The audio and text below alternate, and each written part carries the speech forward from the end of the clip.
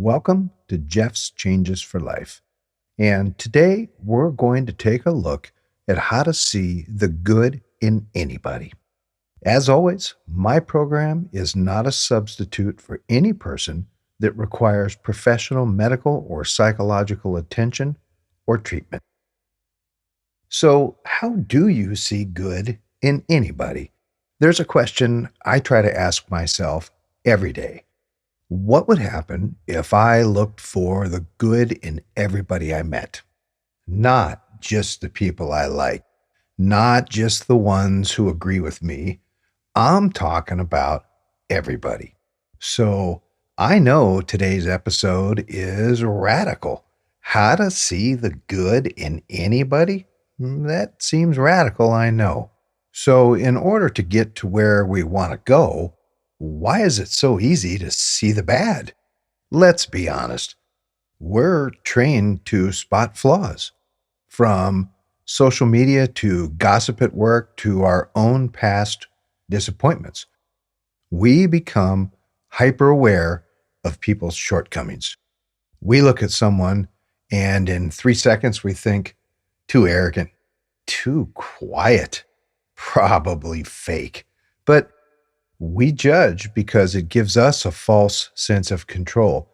It protects us from getting too close, from being hurt. But that judgment, it's a wall, one that keeps them out and you locked in. And that reminds me of the good old days for me. I was a personal trainer for years. I taught martial arts and I had a lot of clients. And I had clients of mine tell me stories about people that they were sitting talking to. And I have to be fair. I've been born with that look that I'm pissed off. Don't mess with me. He's got an attitude. He's probably a jerk. So I know I was born with that look and there's nothing I can do about it, but that's not me. But at any rate, my clients would tell me that they were sitting talking with people and they would say things like, wow, what's it like to work with a guy like that? He's your trainer? He looks like such a jerk. I bet he's really got an attitude. He looks conceited. And in some of the cases, my clients would say, well, that's interesting. Have you ever spoke to him? Well, we've never actually talked, but I can tell from here. Well, that's an amazing feat that you can look at somebody and absolutely know who they are. So I have to be honest, it doesn't hurt my feelings, and I'll tell you why. Because none of the people that were saying that actually knew me. So if you were a person that really, really, really knew me and you said something like that, then that would tinge with me. That would hit with me because then I have to take a look at myself if I'm given that chance to do so and reevaluate how I'm conducting myself. So before you take a look from afar, let's remember this important fact. Everybody's got a story. You ever meet someone who came off in a way that was just so unbecoming, only to find out later that they were going through something awful? Suddenly your whole perspective changes because everyone's fighting a battle that you can't see. And sometimes the people hardest to love are the ones who need it the most. Maybe they weren't shown how to be kind. Maybe they never had someone believe in them. Maybe they've built a tough exterior just to survive. When you stop seeing people as their behavior and start seeing them as a human being behind that behavior, you begin to unlock a different kind of compassion. So if that's not how we've done it, let's talk about how to practice seeing the good. So how do we actually do it? How do we see the good in someone who's negative, angry, or just plain difficult? Here's where we start. Slow down your judgment. Take a breath before you respond. And I've talked about that all-important pause. How big that is. If you can take that pause and that breath, you just might see that person a little differently. In addition, what I ask myself is, what might this person be going through? Shift from what's wrong with them to what happened to them.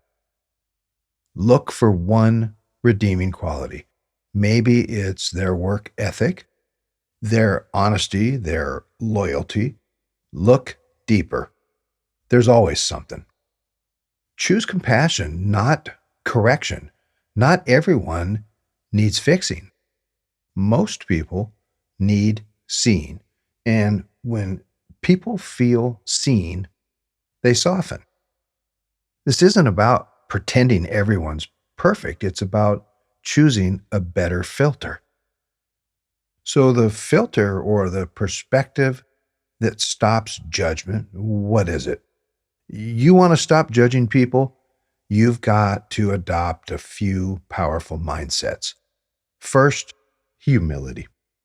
I don't know the whole story.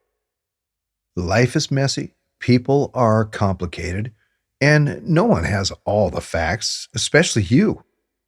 As well, let's add a little bit of empathy. I wonder what they've been through. You can't fake empathy. You have to choose it again and again. And, a little curiosity goes a long way. What don't I see? Stay open. Ask questions. Replace assumptions with understanding. And this last one, this is a powerful addition. In fact, it's a huge one. It's not about you. Most of the time, how people act have more to do with their own pain than anything you've done. Don't take the behavior personally and don't build your identity around their approval.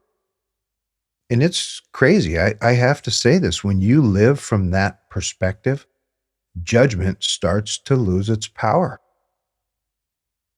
So I'm going to tell a little story that goes a long way.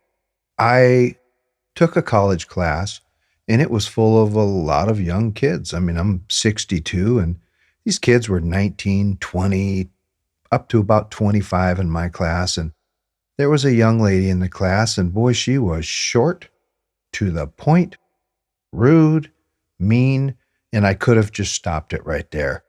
But I started being a little bit inquisitive when we went on a field trip. It was an environmental biology field trip, and I just started small talk. Just started talking, doing things like that. And to make a long story short, her boyfriend had just cheated on her longtime boyfriend, which caused her to lose her home. She didn't know where she was going to go. Of course, it destroyed everything she knew to be true, and she was scared.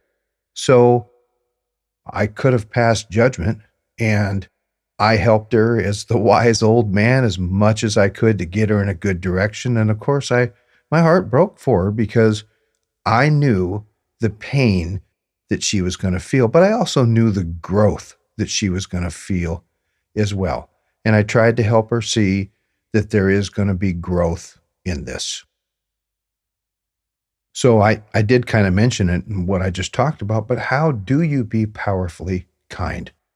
Let's talk about kindness, not the soft, easy kind that smiles and nods and avoids conflict. That's not what I'm talking about. I'm talking about powerful kindness, the kind that changes people, the kind that could hurt but chooses not to.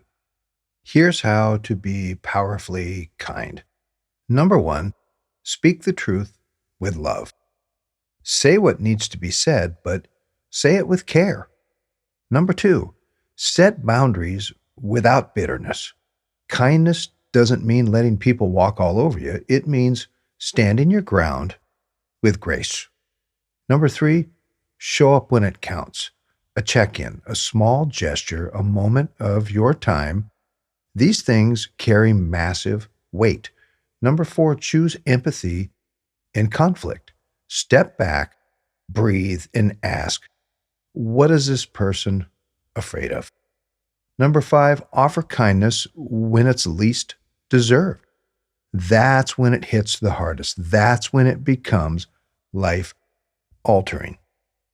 So I do want to make a point here, and I know that the title of this video is How to Find Good in Everybody, but isn't it strange when you're finding good in everybody that it starts with us?